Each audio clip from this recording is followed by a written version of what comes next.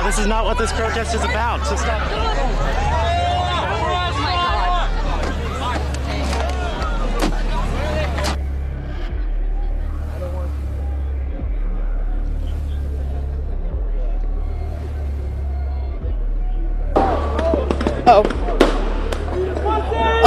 Oh, here we go. It looks like glass projectiles are being thrown at the police. Okay, we gotta go. Yeah, don't forget the rubber.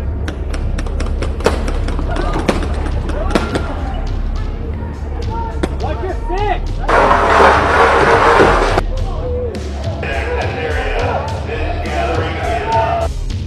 Protesters, this is an unlawful assembly. You must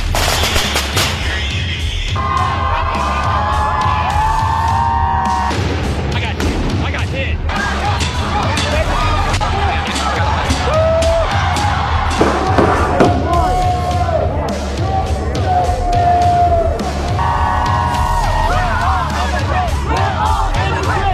We are, that's not what America is, and we refuse to stand for.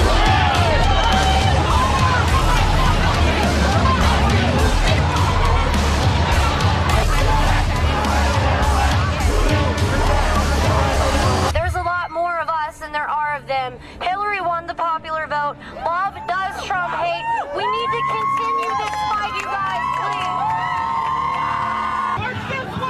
please. In cities across the country, thousands took to the streets to voice their outrage over the election of Donald Trump. We saw crowds actually being disruptive. And on the West Coast, protesters set fires and faced off with police. In Los Angeles, hundreds ran onto Interstate 101, temporarily shutting it down. that's total gridlock on the 101. More than a dozen people were arrested there. Trump has tapped into something very deep and dark and evil in our country, and now we're all going to pay. Up to 10,000 people packed the streets of Midtown Manhattan, holding anti-Trump signs and blocking traffic. About 65 people were arrested near Trump Tower, mostly for disorderly conduct. And while there were some calls for unity, I think we have a new president and we should all unify and rally around President Trump. They were drowned out by frustration and fury. He's a racist, homophobic, xenophobic nightmare, misogynist nightmare, and he doesn't represent the values that I know to be American values. If he actually cared about us, he would be bringing us all together. Not my president! Chants of "Not my president" stretched from Kansas City to Seattle. Thousands gathered outside Chicago's Trump Tower, where demonstrators shut down streets. He is dividing us. He is dividing minorities. He is dividing women. He's dividing gays. He is dividing the very social fabric of this world. In New Orleans,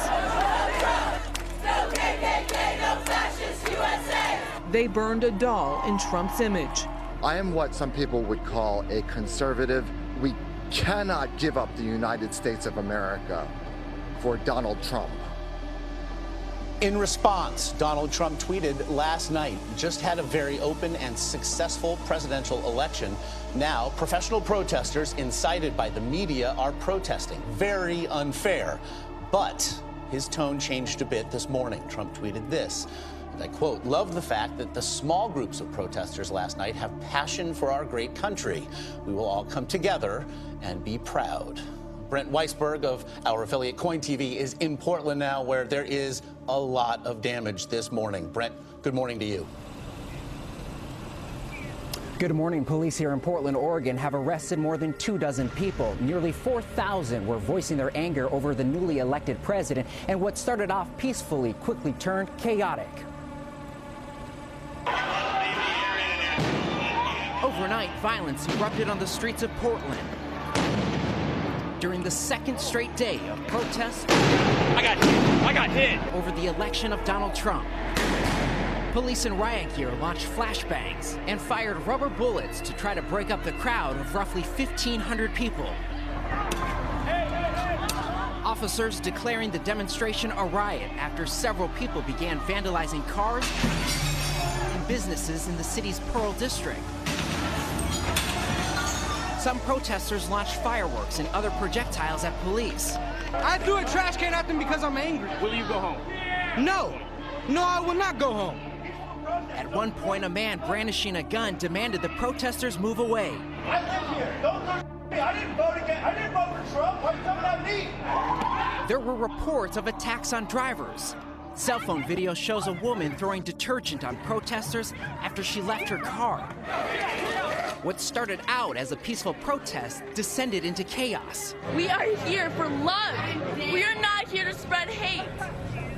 There are expectations that the protesters will be out once again today. We are still waiting to learn on how many officers, if any, were injured. Yes, I am. 16 years ago, the American cartoon series The Simpsons predicted what has today become reality, a Donald Trump presidency. In the episode, Lisa Simpson takes over from Trump, inheriting a huge hole in the budget. Country is broke. How can that be? Seen as an absurd joke at the time, the cartoon's producer, James L. Brooks, spoke of his disillusionment. You know, shocked, scared stiff, worried about the country. What's your biggest concern now? My biggest concern is that he meant what he said while he was running. That's my biggest concern. Trump has featured in The Simpsons several times and was mocked in another episode of the satirical cartoon last year after he announced he was running for president. The Democratic Party faces an uncertain future this morning. Hillary Clinton called for national unity yesterday during her emotional concession speech, but her party faces a reckoning now. The Democrats are out of power in Washington. Nancy Cordes looks at how party leaders see the way forward. Nancy, good morning. Good morning. Democrats are grappling with how to approach Trump. They believe he ran a bigoted, divisive campaign, but they know that voters clearly saw something different. And the reality is that Democrats don't control Congress, so they can't do anything without him. That's why Clinton tried to strike a conciliatory note in her concession speech. Clinton took the stage amid a sea of tears. Staffers, donors, volunteers who never saw this loss coming. I'm sorry that we did not win this election for the values we share and the vision we hold for our country. Clinton urged women supporters who had longed for a female president not to get discouraged. To all the little girls who are watching this, never doubt that you are valuable and powerful and deserving of every chance and opportunity in the world. She said she wants Trump to succeed, but pointedly warned him of the constitutional constraints he will inherit. The rule of law, the principle that we are all equal in rights and dignity, freedom of worship and expression. Her primary opponent, Bernie Sanders, was even blunter. To the degree that Trump pursues racist, sexist, xenophobic, and anti-environment policies, Sanders wrote, we will vigorously oppose him. But there was also an olive branch. House Minority Leader Nancy Pelosi vowed to work with Trump on a robust infrastructure jobs bill. Senator Elizabeth Warren, one of Trump's toughest critics, offered to put aside our differences and work together to rebuild the economy for working people. Now there's a new transition going on. At a dinner last night, Vice President Joe Biden assured Jewish leaders that the president-elect will defend Israel. There's going to be disagreements tactically, but never on the basic fundamental commitment. Well, I feel like I did when the World Trade Center was attacked. I'm waiting to see. You know, I'm stunned, but we're gonna see. I'm gonna give him the benefit of the doubt. We'll see what happens. This was about world order, doing things that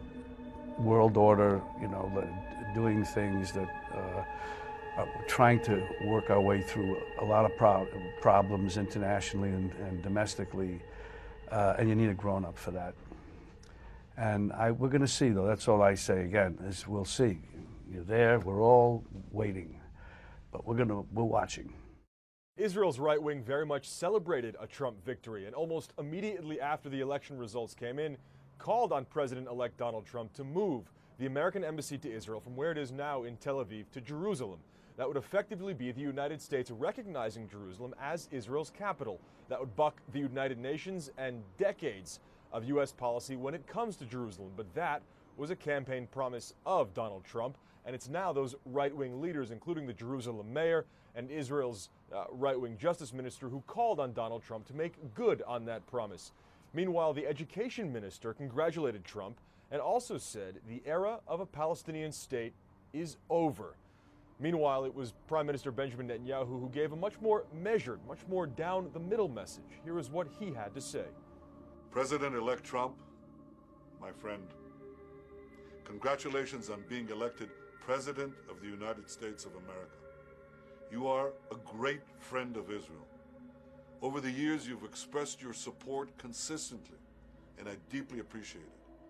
I look forward to working with you to advance security, prosperity, and peace. Israel is grateful for the broad support it enjoys among the American people, and I'm confident that the two of us, working closely together, will bring the great alliance between our two countries to even greater heights. The Dow Jones Industrial Average has closed at a record high. Donald Trump's victory in the US presidential election had been expected to rattle investors.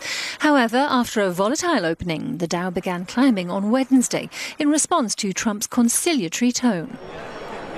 It was fueled by big gains in components like construction, banking and pharmaceuticals. The index rose 218 points, or 1.18%, by the close of trade. It ended Thursday's session at 18,807. Chaos in the Chilean Congress was followed by the forcible ejection of a number of public sector workers. They went to the lower house to protest against changes to public sector salaries, which were being voted on in the chamber. The leader of the National Association of Fiscal Employees has urged workers to strike until the next move has been determined. After Donald Trump's surprising victory, many Muslim Americans are aware of the threat of increased Islamophobia. One incident in New York is very telling. Fariha Nissam, a Muslim student, rode on the Q43 bus Thursday morning. A white couple had boarded the bus near the Springfield border and began to try to take her headscarf from her. The pair walked in her direction, and the woman gestured toward her hijab. Nissam told CBS News, "She started telling me to take it off and that I'm not allowed to wear it anymore. She came towards me and tried to pull it off." Other Muslim women have reported hostile encounters and harassment this week. A civil rights group in the US says it's monitoring reports of several incidents targeting Muslims since Donald Trump's victory on Tuesday. Activists are urging the president-elect to denounce the attacks. The Council on American Islamic Relations is also reporting breakouts of racist graffiti and the bullying of immigrant children. Trump's team has so far made no comment. During the campaign, the property billionaire called for a ban on Muslims entering the country for security reasons. He's made calls for unity since the victory. Reports of attacks come as demonstrators across the country protest against Trump's victory. They've blasted his campaign rhetoric about immigrants, Muslims and women.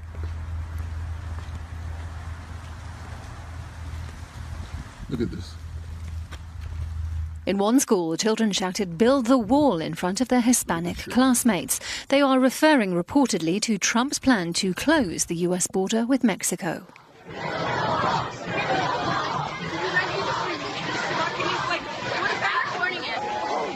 But not everyone in Europe's ready to accept the rising populist parties. The BBC is being accused of providing a platform for fascists because it's invited Marine Le Pen for an interview this coming Sunday.